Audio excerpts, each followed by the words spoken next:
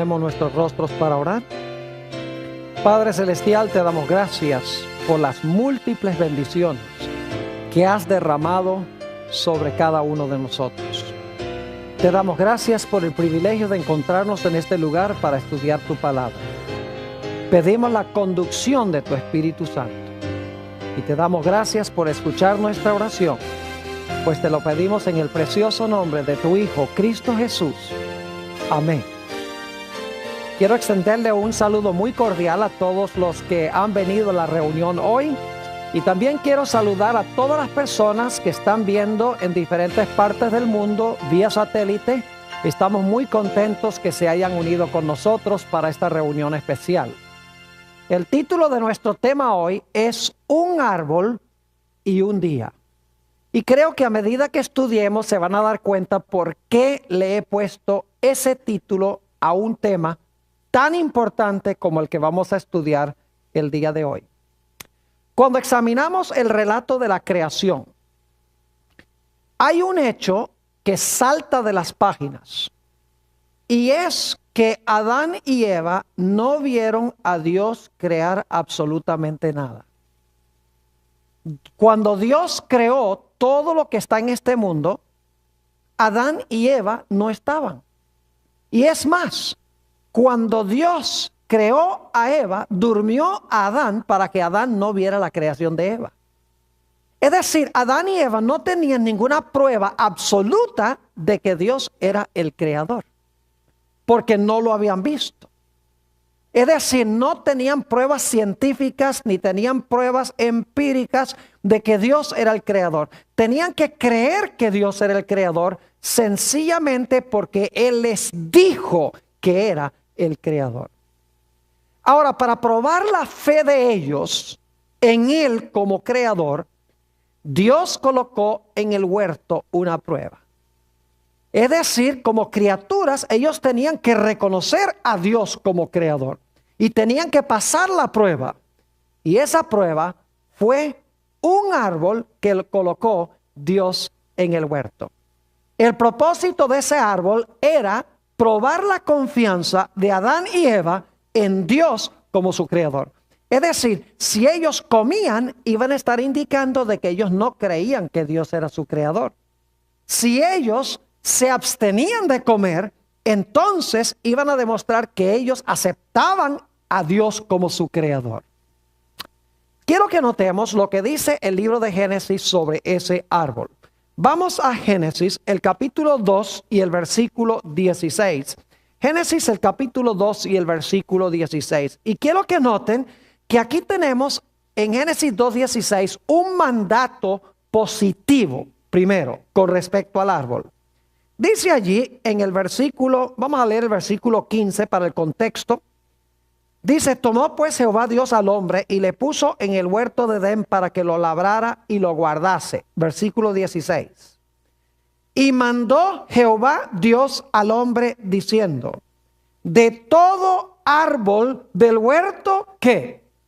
Comerás. Fíjense que Dios primero da un mandato positivo. Dice: todos los árboles del huerto son para tu uso diario, son para tu uso común, para tu uso personal. Pero luego quiero que noten que Dios dio un mandato negativo.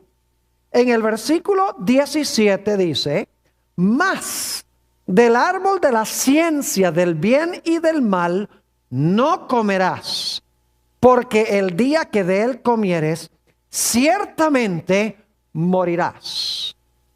Es decir, Dios le dijo a Adán y Eva: todos los árboles del huerto son para su uso diario, pero hay un árbol que me he reservado para mí.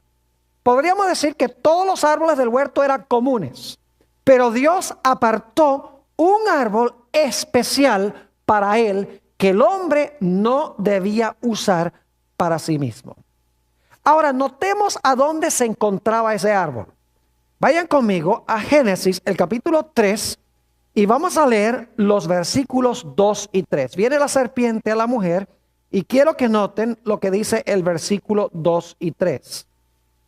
Y la mujer respondió a la serpiente: del fruto de los árboles del huerto podemos comer, Pero del fruto del árbol, ahora escuchen bien, que está en medio del huerto, dijo Dios, no comeréis de él, ni le tocaréis para que no muráis. ¿A dónde se encontraba el árbol que probaba la fe de Adán y Eva en Dios como su creador? Quedaba, según la Biblia, en medio del huerto. Ahora yo quiero preguntar, ¿quién fue el que escogió el árbol del cual Adán y Eva no podían comer?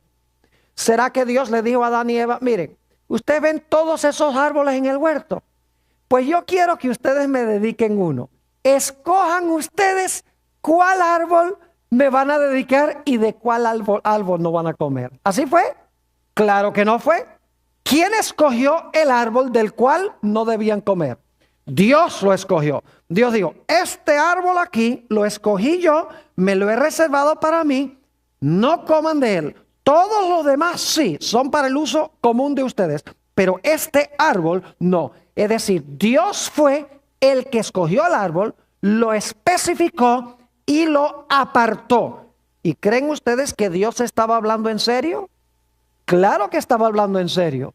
¿O es que ustedes creen que cuando Adán y Eva comieron del árbol, le podían decir a Dios, ah, no, pero Señor, es que nosotros decidimos, en vez de dedicarte decidimos dedicarte a aquel? ¿Podían decir eso? No. Cuando Dios dijo, Él quería decir ¿qué? Él quería decir exactamente.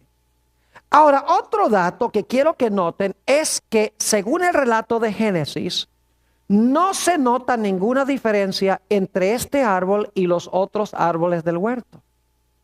Note lo que dice otra vez Génesis, el capítulo 2 y el versículo 15. Génesis 2:15, no se da ninguna impresión de que este árbol sea diferente que todos los demás árboles del huerto. Es decir, lo único que distingue a este árbol de todos los demás árboles es que Dios lo apartó. No es su apariencia externa, no es que este árbol es más grande, no es que este árbol tiene una aureola de luz que lo rodea, no es que este árbol tiene un fruto más bonito o un fruto diferente.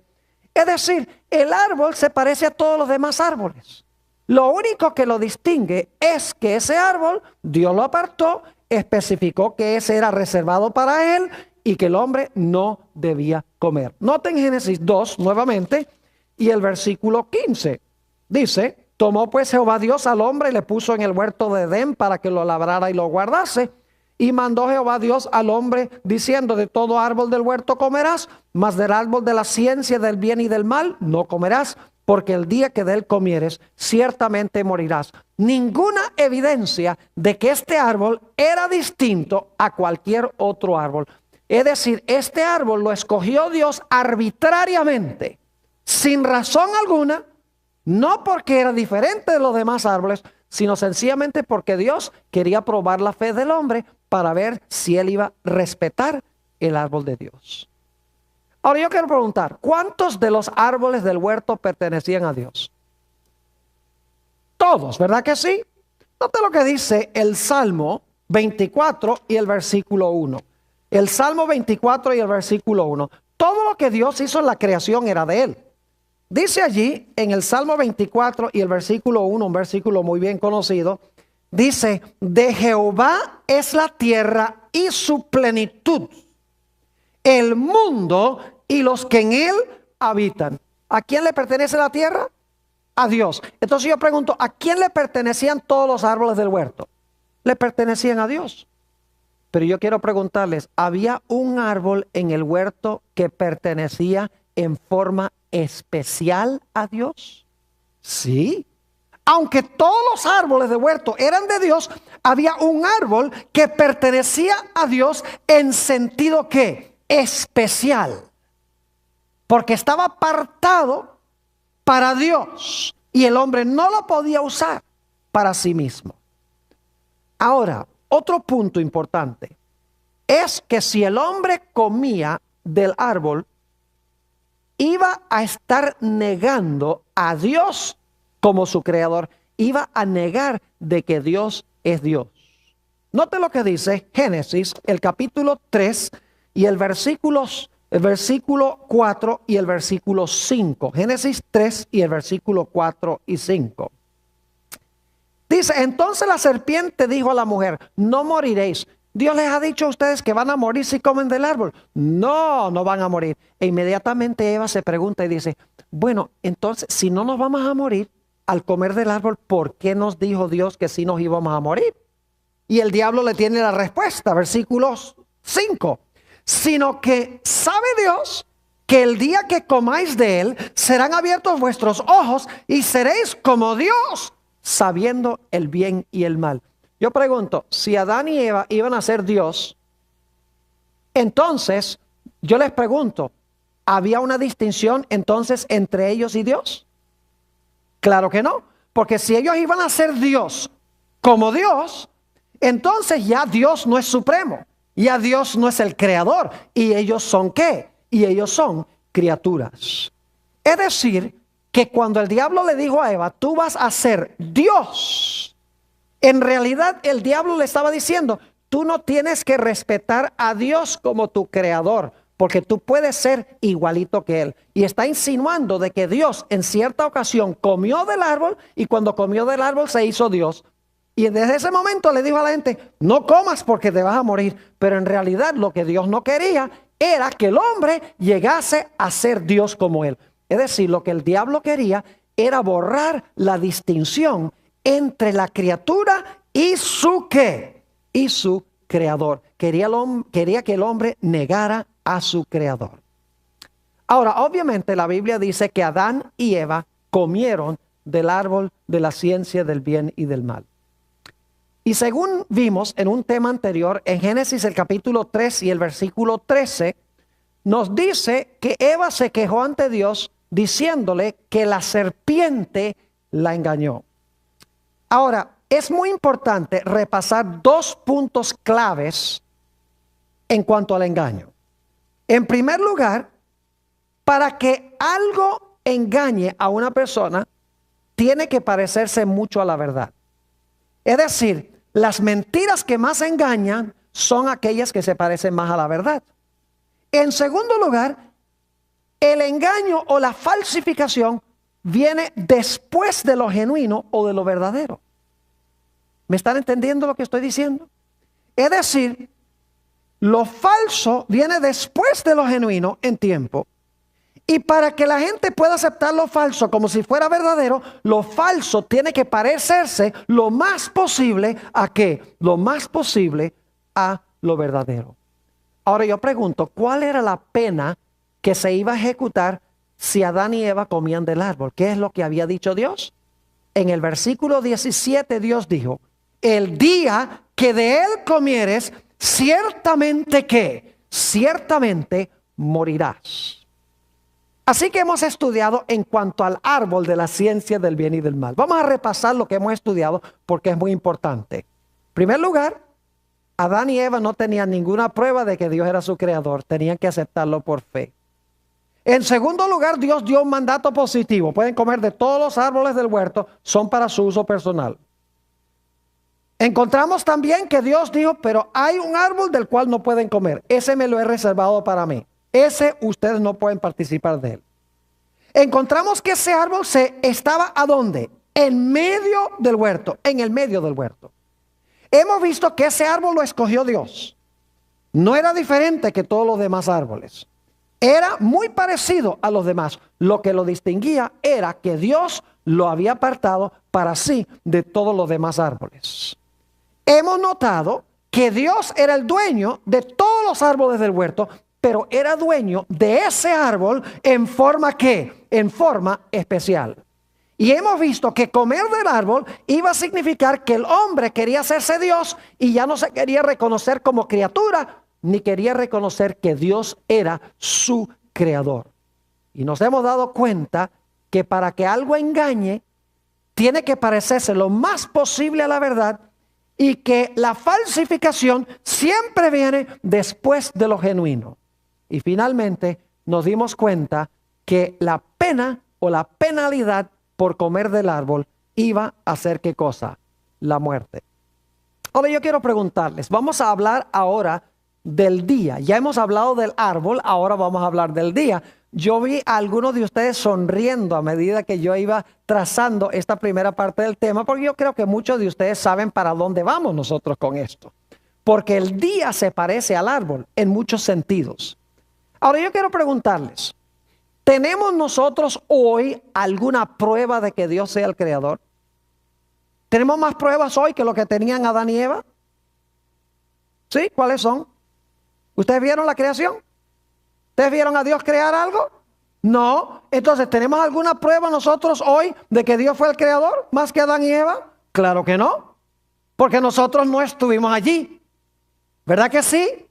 Por eso dice, si van conmigo a Hebreos, el capítulo 11, Hebreos, el capítulo 11, se nos dice algo muy interesante en cuanto a la creación.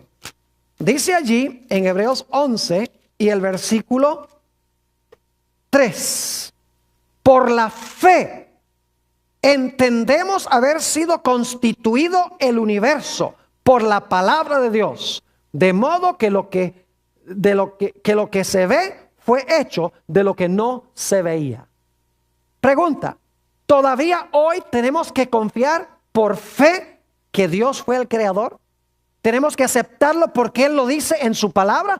Ahí dice en Hebreos 11 y el versículo 3 que sí.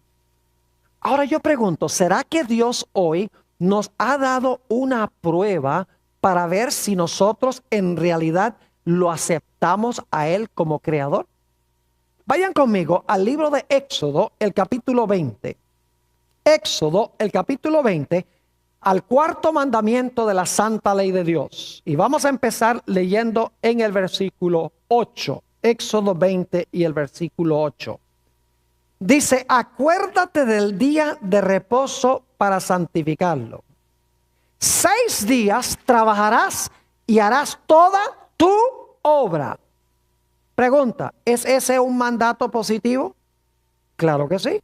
Dios dice, los 6 días de la semana son ¿para quién? Para ti, para tu uso personal, para que tú trabajes. 6 días son para tu uso común. Pero yo pregunto, ¿luego hay un mandato negativo? Claro que sí. Note lo que sigue diciendo allí en Éxodo el capítulo 20 y vamos a leer de nuevo el versículo 9.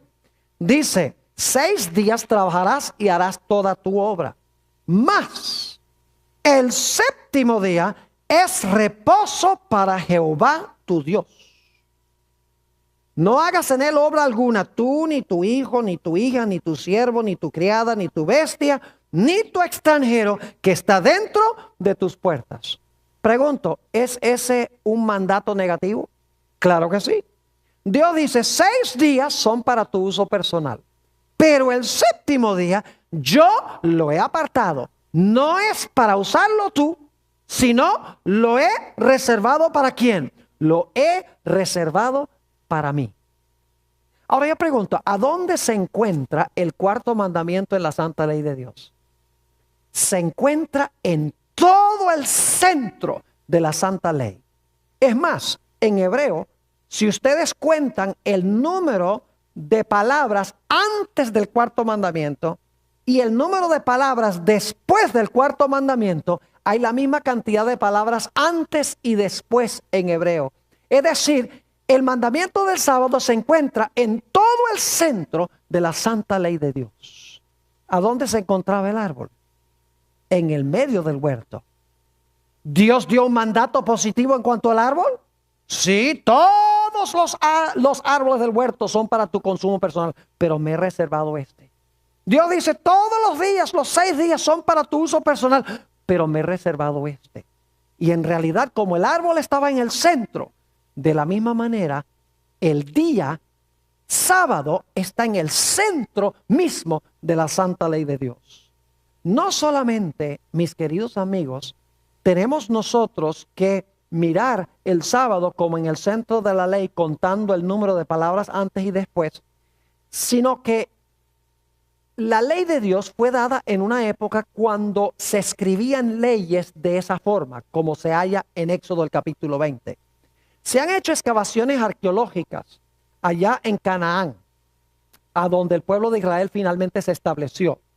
Y en esas excavaciones arqueológicas han descubierto tabletas, es decir, tablas de barro, inscritas con un idioma que se llama cuneiforme. Es un idioma muerto, que ya nadie lo habla, ya nadie lo escribe, pero los eruditos son capaces de descifrar lo que dice. Ahora, lo interesante es que esas tabletas que se han descubierto, y son muchas, en realidad son un pacto entre un rey grande y un rey menor. Es decir, lo que está escrito en la tabla es un convenio o un pacto entre un gran rey y un rey que es súbdito. Lo interesante es que estas tabletas están escritas por ambos lados. Es decir, lo mismo que está escrito al frente, está escrito también atrás, de nuevo. Es decir, se escribe el mismo material 2 veces sobre la tableta.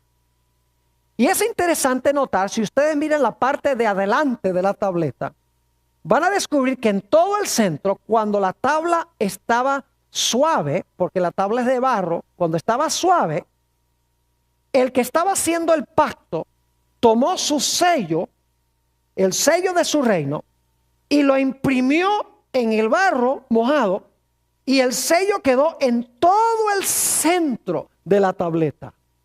Y claro, cuando se ponía el sello en el centro de la tableta, la escritura a donde estaba el sello se borraba, porque el sello estaba donde estaba la escritura.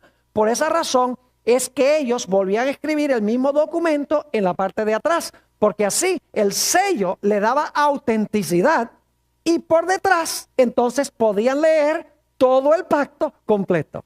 Es decir, el sello se encontraba en el centro mismo de la tabla. Ahora, si ustedes consiguen la presentación en DVD, ustedes van a tener unas fotos de estas tablas, porque saqué en una biblioteca en Michigan fotos de varias de estas tabletas, donde van a poder ver la tableta y el sello en todo el centro de la tableta. Ahora yo pregunto, ¿la ley de Dios es un pacto? Claro que sí. Vayan conmigo a Deuteronomio, el capítulo 4 y el versículo 13. Deuteronomio, el capítulo 4 y el versículo 13. Dice aquí, y él os anunció su pacto. Y él os anunció su pacto, el cual os mandó poner por obra. ¿Y qué era el pacto? Los 10 mandamientos. Y los escribió en 2 tablas de ¿qué? De piedra. Pregunta, ¿los 10 mandamientos son el pacto de Dios? Claro que sí. ¿A dónde fueron escritos los 10 mandamientos? ¿En qué? En tablas. ¿Ven que es muy parecido a la práctica antigua cuando se hacían pactos o leyes? Ahora, un hecho que mucha gente desconoce es que los 10 mandamientos estaban escritos en ambos lados de las tablas. Note lo que dice Éxodo 32 y los versículos 15 y 16. Éxodo, el capítulo 32 y el versículo 15 y 16. Dice allí, en Éxodo 32 y el versículo 15 y 16, lo siguiente. Y volvió Moisés y descendió del monte, trayendo en su mano las 2 tablas del testimonio. Las tablas escritas por ambos lados, de uno y otro lado estaban escritas. Y las tablas eran obra de Dios y la escritura era escritura de Dios grabada sobre las tablas. ¿A dónde estaban escritas las tablas? Por ambos lados. ¿Las tablas eran un pacto, sí o no? Claro que sí. Están empezando a captar algo muy interesante aquí. Yo pregunto, ¿a dónde esperarían ustedes entonces conseguir el sello en el pacto de Dios? Tiene que estar ¿dónde? En el centro de la tabla.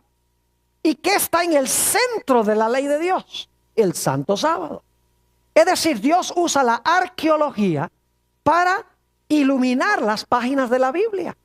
Porque en la arqueología se descubrieron estas tablas. Las tablas son un pacto, están escritas por ambos lados. En el centro está el sello. Y saben que el sello siempre tiene 3 cosas. Los sellos de esas tablas siempre tienen 3 cosas. Número 1, el nombre del rey que está haciendo el pacto. Número 2, la función que desempeña, es decir, su función es rey. Y en tercer lugar, el territorio sobre el cual gobierna ese rey.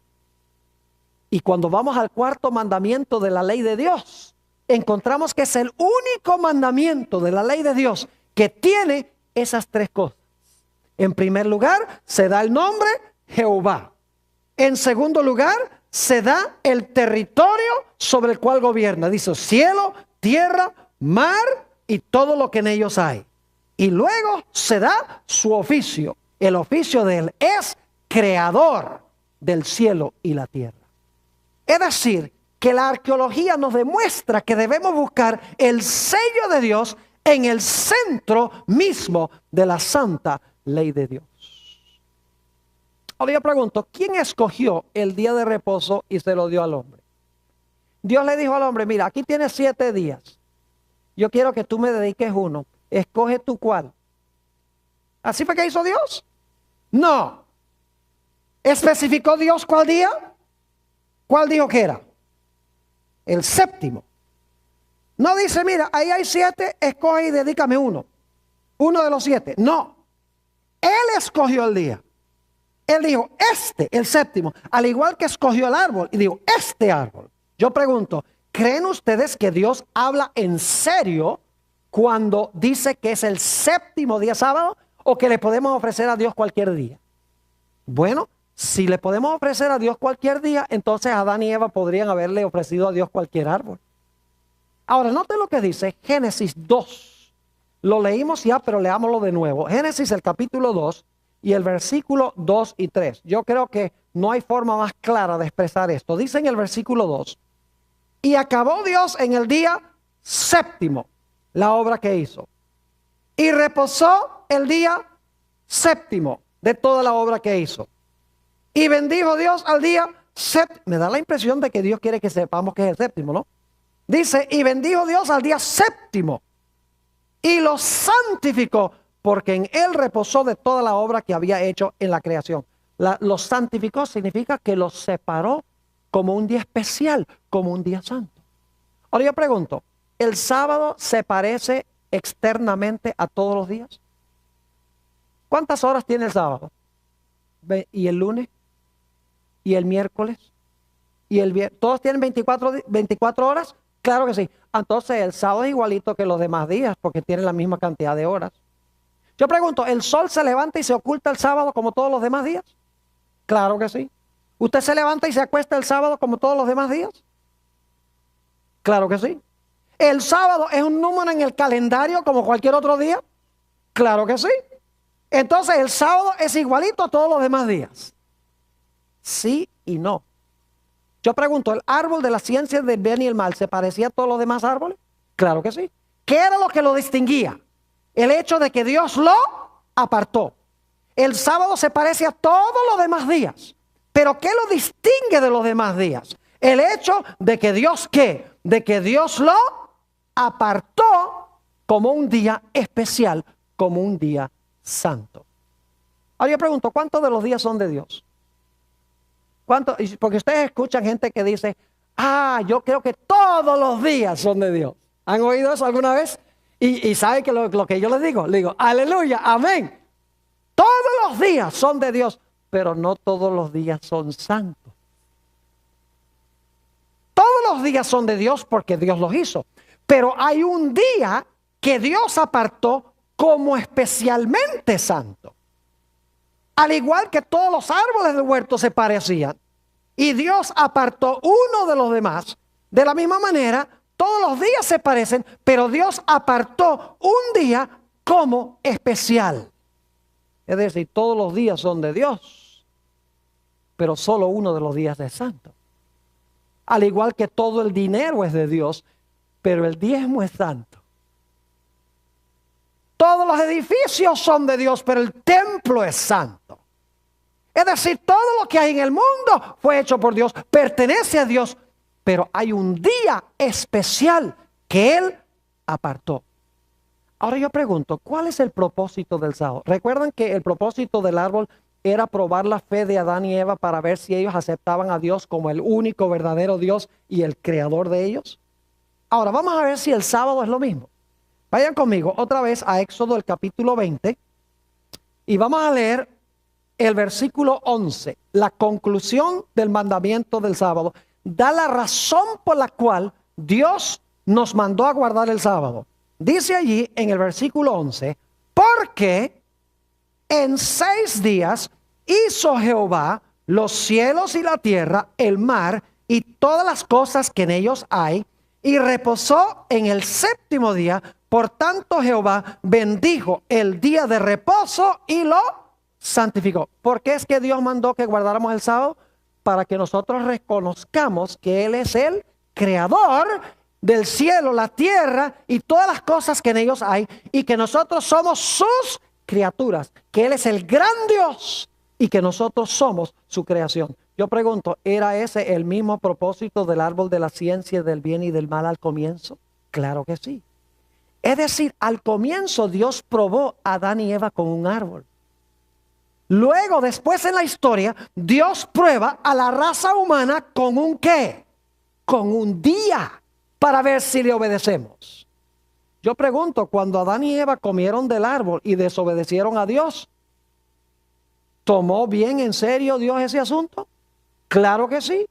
Cuando nosotros tomamos el sábado y lo usamos para nosotros, en vez de guardarlo para Dios, ¿ustedes creen que Dios acepta eso y que no le importa? Claro que le importa. Le importa tanto que usemos el día que pertenece a Él como usar el árbol que al principio le pertenecía a Él también. El sábado distingue al creador de sus criaturas. El sábado identifica al verdadero Dios creador. Note lo que dice en el libro de Ezequiel, el capítulo 20 y el versículo 20. Ezequiel, el capítulo 20 y el versículo 20. Aquí se nos está hablando en cuanto al día de reposo y su propósito. Dice aquí, y santificad mis días de reposo, y sean por señal entre mí y vosotros. ¿Y con qué fin? Para que sepáis que yo soy ¿qué? Para que sepáis que yo soy Jehová vuestro Dios. ¿Cuál es el propósito del sábado? Distinguir entre el Creador y sus criaturas, y para que sus criaturas lo reconozcan a Él como el único Dios verdadero. Ustedes recuerdan que estudiamos un tema anteriormente donde hablamos de la rebelión de Lucifer. ¿Ustedes recuerdan que leímos de Isaías el capítulo 14 y el versículo 14? Tal vez sería buena idea regresar allá otra vez y leer en cuanto a la rebelión de Lucifer. ¿Ustedes recuerdan que Lucifer dijo, ascenderé a las alturas, junto al solio de Dios ensalzaré mi trono, y yo me sentaré a los lados del norte y seré semejante ¿a quién? Y seré semejante al Altísimo. Es decir, Satanás no quería ser criatura, él quería ocupar el lugar de ¿quién? El lugar de Dios. Entonces yo pregunto, ¿ustedes creen que el diablo va a querer que conservemos el sábado? No, porque ¿qué hace el sábado? El sábado identifica al verdadero Dios ¿qué? Al verdadero Dios creador. Por lo tanto, ¿ustedes creen que el diablo va a odiar el sábado? Claro que sí. Porque cuando la gente guarda el sábado, le están rindiendo homenaje ¿a quién? Al único Dios verdadero, a su Dios creador. Y el diablo quiere es que la gente le rinda homenaje ¿a quién? A Él. Así que Él no puede quedarse con el sábado. Él tiene que buscar una forma de cambiar el día, de hacer un día de reposo Él, para que al guardar la gente el día de reposo de Él, le esté rindiendo homenaje a Él en vez de rendirle homenaje a Dios. ¿Están entendiendo lo que estoy diciendo? Ahora, ustedes recuerdan que hablamos de la falsificación, ¿verdad? Yo pregunto, ¿el sábado es un día de reposo? Sí. ¿Y los cristianos dicen que el domingo también? Claro que sí. Ahora yo pregunto, ¿cuál de los dos es el genuino día de reposo? Porque ustedes ven y se ven igualitos. ¿Verdad que sí? La pregunta clave es, ¿cuál de los dos es el verdadero? La respuesta es muy sencilla. Usted tiene que buscar cuál fue el genuino primero, porque la falsificación viene después. Yo pregunto, ¿cuál fue el día genuino de reposo que hizo Dios al mismo comienzo? El sábado.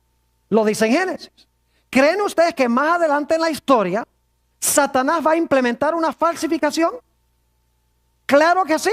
Y yo pregunto, ¿cuál debe ser el día falso de reposo? Tiene que ser el domingo. Porque el domingo viene después. Y se parece mucho al sábado. La gente va a la iglesia, la gente profesa rendirle homenaje a Dios. Es un día de 24 horas. Parecen honrar a Cristo porque resucitó ese día. Es decir, parece ser un día muy religioso. Pero en realidad, el día genuino lo hizo Dios primero, desde el mismo momento de la creación. Ahora, hemos estudiado un tema donde hablamos sobre la iglesia romana que pensó que podía cambiar el día de reposo de Dios.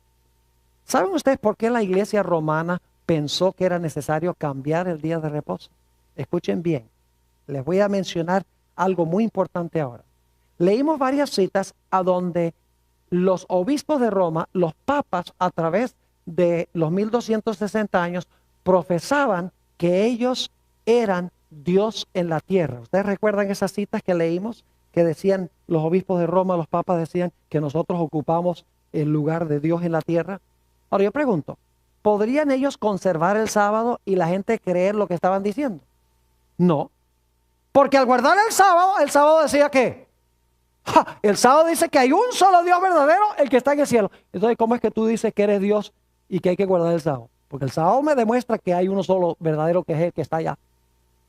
Así que para hacerse pasar por Dios, no podía quedarse con la señal del Dios verdadero. Tenía que implementar una falsificación, una falsa señal,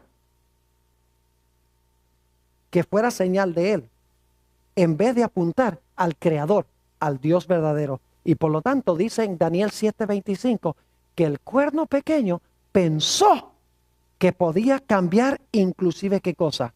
Podía cambiar la santa ley de Dios. Mis queridos amigos, este no es un asunto de días. Tenemos que entender eso. Algunos dicen, ¿usted cree que el sábado es mejor que el domingo? Y yo les digo sí, pero no porque un día sea superior a otro en sí mismo, sino porque Dios apartó el sábado como día de reposo y no apartó el domingo como un día santo. En ninguna parte de la Biblia va usted a encontrar eso. Es decir, cuando yo guardo el sábado, yo estoy reconociendo la autoridad del que hizo el sábado. Cuando yo estoy guardando el domingo como día de reposo, yo estoy aceptando la autoridad del que hizo el domingo como día de reposo. Y escuchen bien, la observancia del domingo, y muchos posiblemente hacen esto ignorantemente, la observancia del domingo es idolatría. Y usted dice, pastor, ¿cómo dice usted eso? Entonces hay mucha gente que está practicando idolatría sin saberlo. La respuesta es que sí. Por eso Dios los manda a salir de Babilonia. Déjeme explicarles lo que quiero decir. Yo les pregunto, ¿quién hizo el sol? Dios, ¿verdad que sí? ¿Lo hizo con fines religiosos para la adoración? No. Es un objeto secular para dar luz, ¿sí o no? No tiene propósito religioso. ¿Qué pasa si usted convierte el sol en algo para ser adorado? ¿Cómo llamamos eso? Idolatría. Ahora yo pregunto, ¿quién hizo el primer día de la semana? Dios. ¿Lo hizo para la adoración? ¿Lo hizo para fines religiosos? No. Entonces, ¿qué pasa si usted lo convierte en un día santo con fines religiosos? Eso es idolatría. No importa que usted use un objeto, el sol, que Dios no creó para fines religiosos, o un día que Dios no creó para fines religiosos. No interesa que sea un día o que sea un objeto. Igual, cualquier cosa que el hombre pone con fines religiosos para la adoración, que Dios no creó para la adoración, es ¿qué cosa? Es idolatría. Y yo quiero leerles una cita muy interesante aquí que demuestra cómo la Iglesia Católica ve este asunto de la observancia del día de reposo. Esta cita viene de del que fue presidente de la Universidad Redentorista de América por muchos años. Y fíjense lo que dice. fue la Santa Iglesia Católica la que cambió el reposo del séptimo día sábado al domingo, primer día de la semana. Leo de nuevo. Fue la Santa Iglesia Católica la que cambió el reposo del séptimo día sábado al domingo, primer día de la semana. Y no solo ha mandado a todos a que guarden el domingo, sino que ha mandado a todos bajo pena de anatema que trabajen el séptimo día. Los protestantes profesan reverenciar grandemente la Biblia y no obstante, por el acto solemne de guardar el domingo, están reconociendo el poder de la Iglesia Católica. Porque la Iglesia Católica fue la que creó el día. Sigue diciendo, la Biblia dice, acuérdate del día sábado para santificarlo. Pero la Iglesia Católica dice, no, santifica el primer día de la semana. Y he aquí que todo el mundo civilizado, ahora escuchen esto, todo el mundo civilizado se inclina en humilde obediencia al mandato de la Santa Iglesia Católica. Esa expresión está interesante. Se inclina en humilde obediencia al mandato de la Santa Iglesia Católica. Es decir, que cuando nosotros guardamos el día que fue creado por la Iglesia Romana como día santo, le estamos rindiendo homenaje al que creó ese día. Es asunto de autoridad. El día demuestra qué autoridad aceptamos.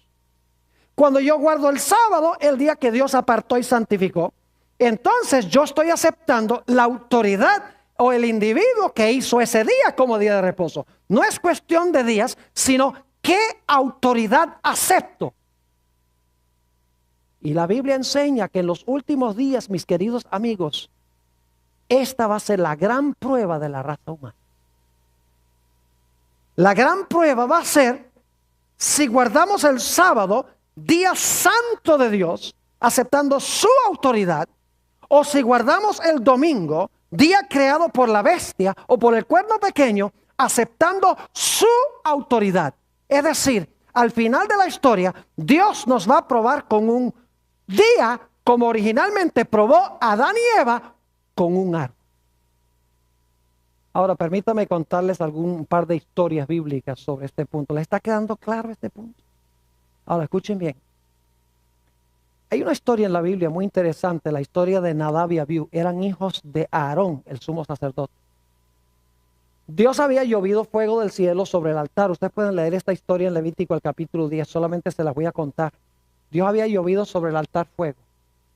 Y le había dicho a los sacerdotes, cuando ustedes entren al santuario o al templo con fuego, asegúrense de que lleven fuego de ese altar.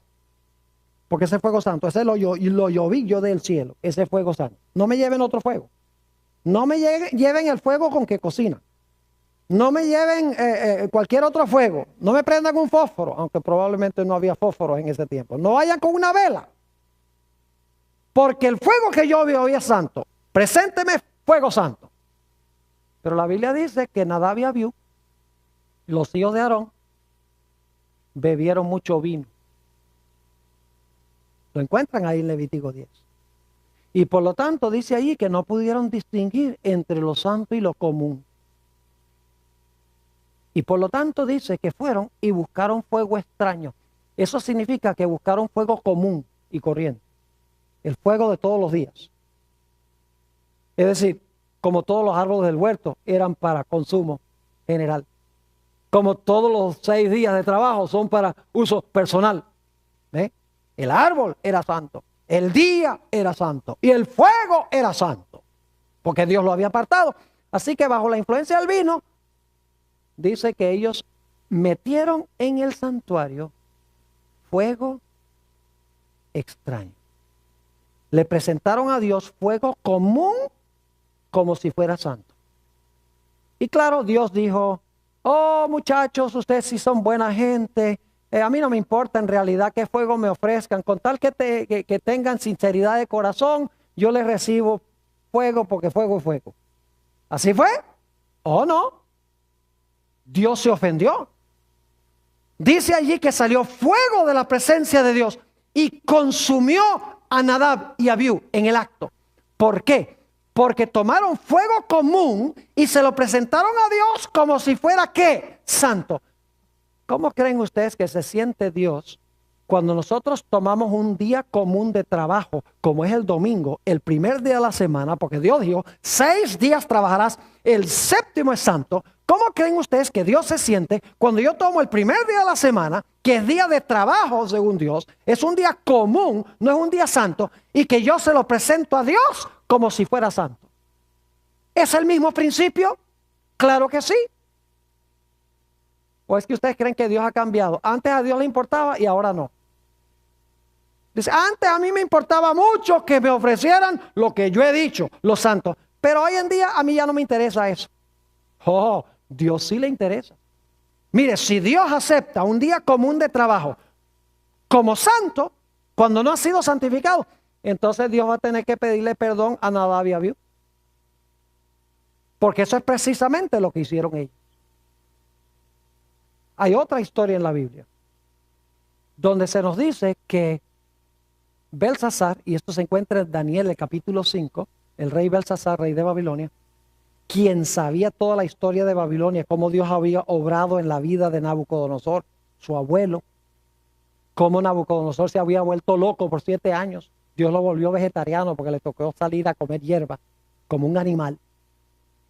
Y él sabía que era por la soberbia de Nabucodonosor. Y ahora dice ahí en Daniel 5, los primeros versículos del capítulo, que Belsasar y los que invitó al banquete empezaron a beber vino. Y después de beber vino se entorpeció su mente. Y dice que Belsasar mandó a traer los vasos sagrados que se usaban en el templo de Jerusalén, que Nabucodonosor había traído de Jerusalén cuando había traído cautivo a Daniel y a sus compañeros. Y dice que mandó a traer esos vasos que eran santos para usarlos en el banquete para echarles vino común y corriente. Es decir, no usarlos con fines santos, sino usarlos con fines comunes. ¿A Dios le importó? Oye, le importó bastante. Porque cuando pasó eso, dice que apareció un dedo en la pared, escribiendo, que decía, tu reino ha sido pesado en balanza y ha sido hallado falto. Tu reino va a ser entregado a los medos y a los persas. Porque bajo la influencia del vino, le ofreció en el banquete los vasos santos y los trató como si fueran comunes. Ahora, ¿por qué traigo a colación esta historia? Sencillamente porque Dios no acepta que nosotros le ofrezcamos un día común, como el domingo, como si fuera santo. Y Dios tampoco acepta que nosotros tomemos su día santo y lo tratemos de una forma común. Es decir, estas dos historias ilustran los dos lados de la moneda. Tomar el domingo y ofrecérselo a Dios como si fuera santo. Y tomar el sábado y tratarlo como si fuera un día ¿qué? El día santo, y tratarlo como si fuera un día común. Es decir, Dios no acepta en ningún sentido de la palabra que nosotros tomemos lo que es santo y lo tratemos de una forma común. Y lo común y lo tratemos como si fuera santo. Y saben ustedes que en Ezequiel 44 dice claramente que la responsabilidad de los sacerdotes era enseñarle al pueblo a distinguir entre lo santo y lo común. Es decir, este asunto pesa sobre los pastores, sobre los ministros. Porque ellos son los responsables de enseñar y adiestrar a su pueblo a distinguir entre lo santo y lo común. Lamentablemente, muchos ministros hoy en día le están diciendo a la gente, a Dios no le importa el día, todos los días son de Dios, y si le ofreces el domingo en honor a la resurrección, Él acepta eso. Y la gente, en vez de estudiar la Biblia por sí mismos, lo que hacen es recibir y aceptar lo que se les enseña. Es decir, están borrachos con el vino de Babilonia. ¿Saben ustedes que Apocalipsis, el capítulo 18 y también el capítulo 14, dice que en los últimos días va a haber una ramera que se llama Babilonia, que es la falsa religión, que le va a dar el vino de su fornicación a las muchedumbres y a los reyes de la tierra?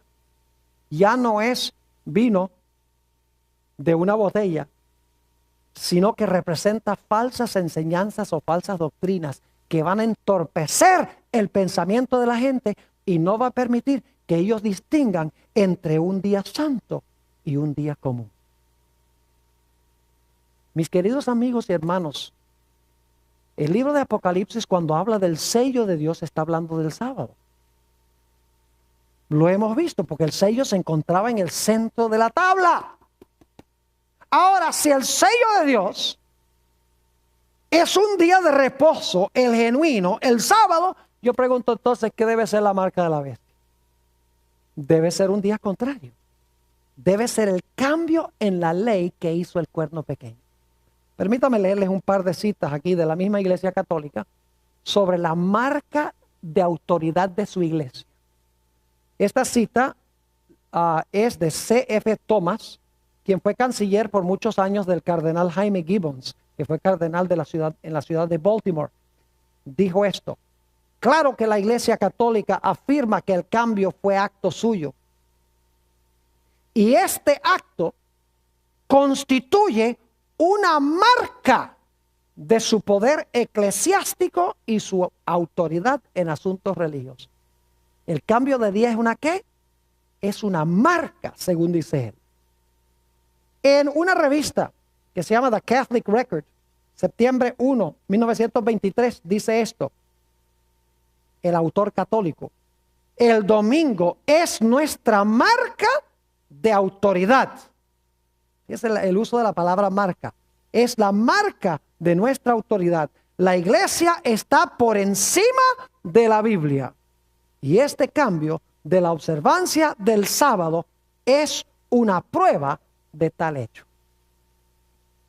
El libro de Apocalipsis, mis queridos amigos y hermanos, nos demuestra que la gran crisis final va a ser con respecto a la adoración y los mandamientos de Dios. Por ejemplo, Apocalipsis 14:12, la conclusión del mensaje del tercer ángel, dice: aquí está la paciencia de los santos, aquí están los que guardan los mandamientos de Dios y la fe de Jesús. E inmediatamente antes de ese versículo advierte de no adorar a la bestia ni a su imagen. Es decir, los que adoran a la bestia y su imagen son contrarios a los que guardan los mandamientos de Dios y tienen la fe de Jesús. Apocalipsis 12:17 dice: entonces el dragón se airó contra la mujer y se fue a hacer guerra contra el remanente de la simiente de ella, contra aquellos que guardan los mandamientos de Dios y tienen el testimonio de Jesucristo.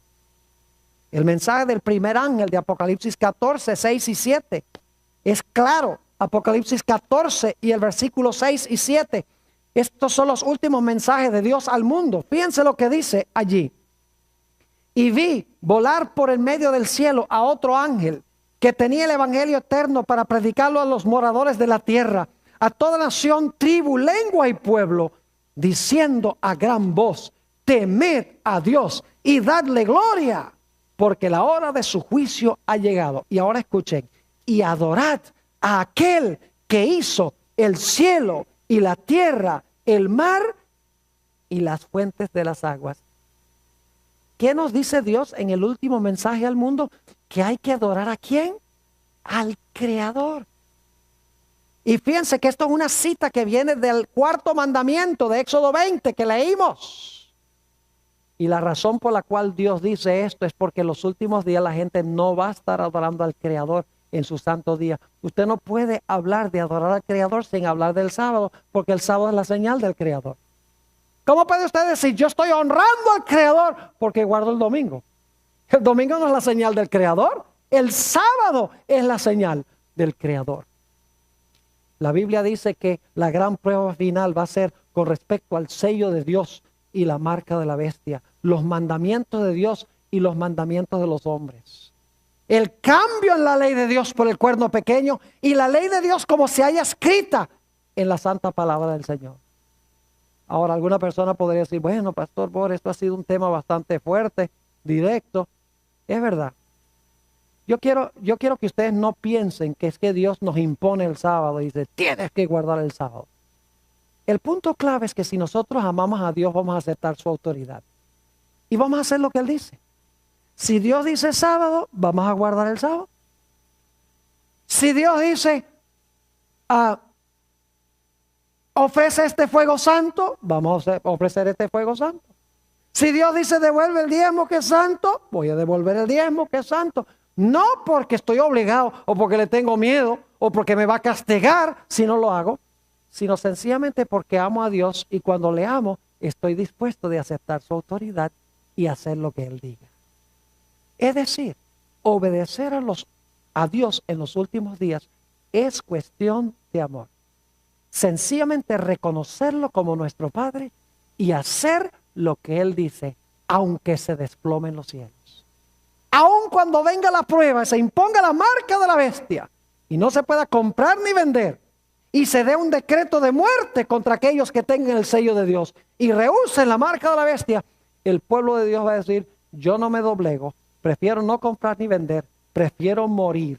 No por el sábado, sino porque el sábado es señal de que yo acepto la autoridad del Creador de los cielos y de la tierra. Ojalá nosotros estemos dispuestos de escuchar a Dios y de aceptar su autoridad.